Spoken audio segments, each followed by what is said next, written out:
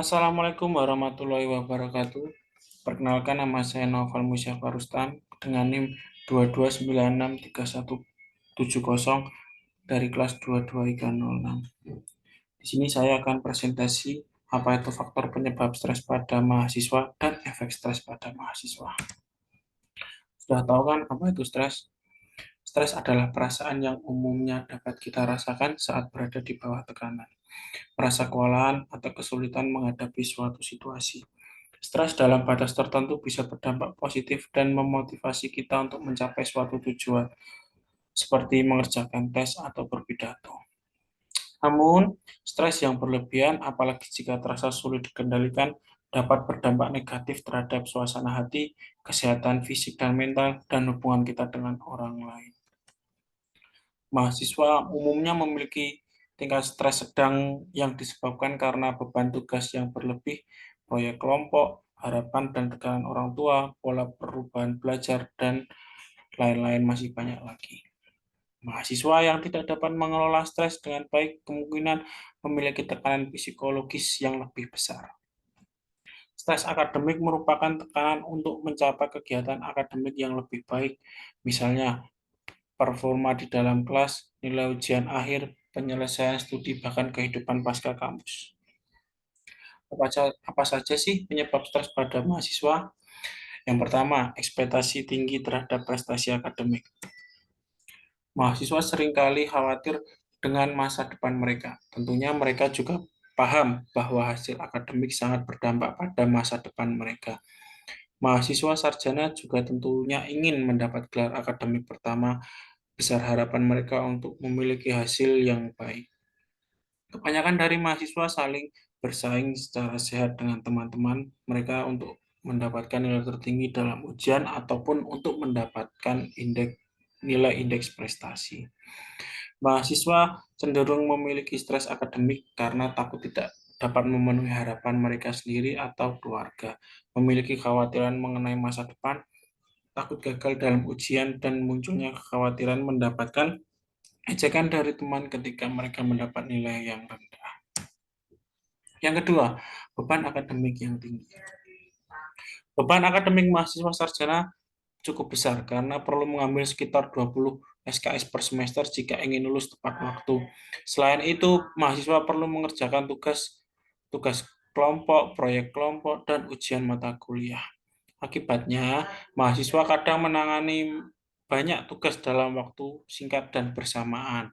Mahasiswa pada tahun pertama cenderung memiliki stres akademik yang paling besar dibanding tahun selanjutnya. Hal tersebut dikarenakan mereka perlu beradaptasi dengan silabus di program studi mereka, pola belajar, dan lingkungan belajar yang baru. Dengan banyaknya beban akademik, mahasiswa kemungkinan memiliki lebih sedikit waktu luang untuk bersantai, sedangkan di sisi lain, stres terus meningkat. Yang ketiga, kurangnya kualitas jaringan persahabatan. Menjalin persahabatan yang baik di dunia kampus tentunya dapat membantu kita beradaptasi dengan dunia kampus baik secara lingkungan ataupun secara akademik. Namun, jaringan pertemanan juga dapat memicu stres akademik misalnya karena perpisahan dengan teman lama dan kesulitan menyesuaikan diri dengan teman baru.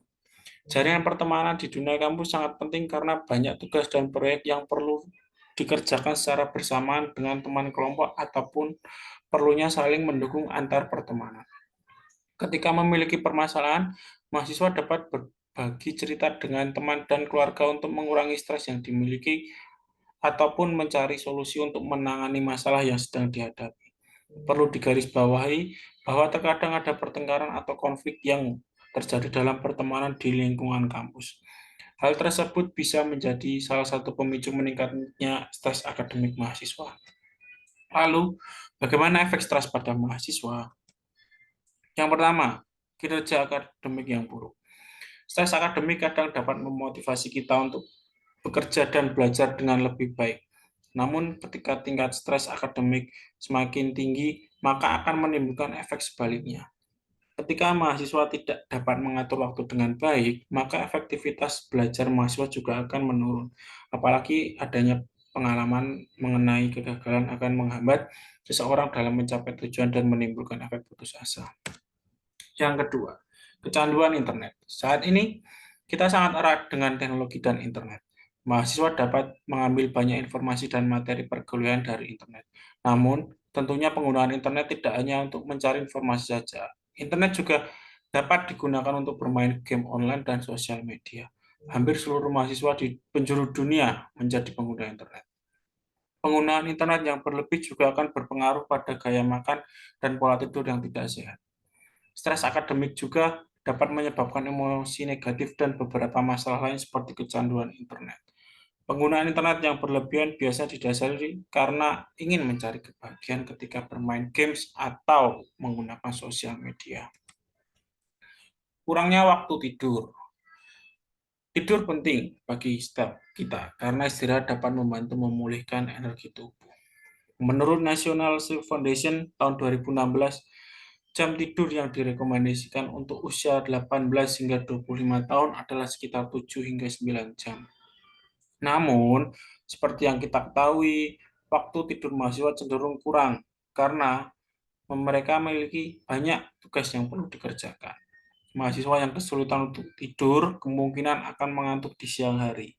Hal tersebut juga berkaitan dengan kualitas pembelajaran yang mereka lakukan. Yang keempat, mempengaruhi pola makan. Mahasiswa yang mengalami stres akademik cenderung mengkonsumsi makanan yang tidak sehat dan padat energi. Padahal, mahasiswa sebaiknya mengkonsumsi makanan yang bernutrisi agar cukup untuk pertumbuhan dan pemeliharaan tubuh mereka. Mahasiswa yang mengalami stres akademik kehilangan kendali atas pola makan mereka dan kemungkinan senang mengkonsumsi makanan cepat saji dan makanan manis. Jadi cukup itu saja presentasi saya, Noval Musyafar Rustam. Cukup sekian dan terima kasih. Wassalamualaikum warahmatullahi wabarakatuh.